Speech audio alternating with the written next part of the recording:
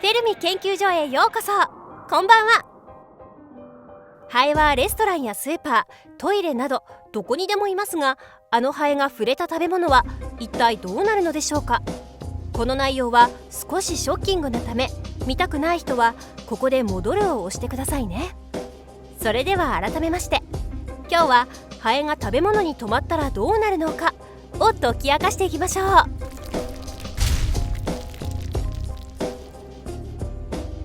あなたがレストランで食事をしている最中にハエを見つけたらどうしますか？ほとんどの人が気にせずにさっさと食べてしまうと答えます。ではゴキブリの場合はどうでしょうか。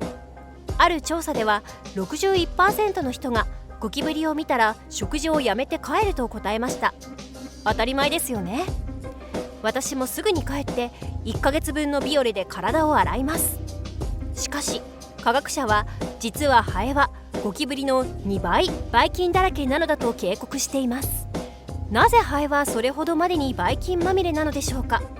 皆さんもよく知っている通り、ハエはゴミやうんち、動物の腐った死体を食べています。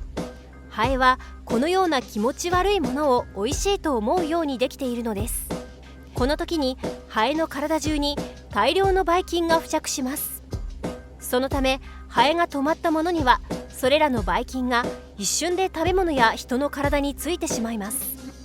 またハエは噛むことができないので、食べ物に酵素を吐き出して溶かし、それをすすって食べます。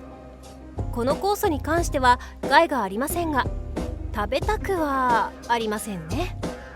しかしこれほどハエが身近にいるにもかかわらず、ハエが原因の病気はあまり聞きません。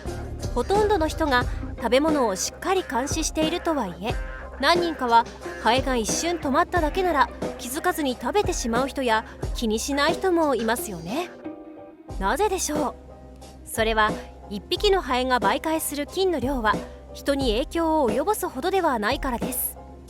でももし何十匹もたかっていた食べ物を食べると、コレラや赤痢、腸チフスなどの病気になってしまう可能性があります。皆さんもハエの出る店には気をつけてくださいね。今日の授業は終わり。また来てね。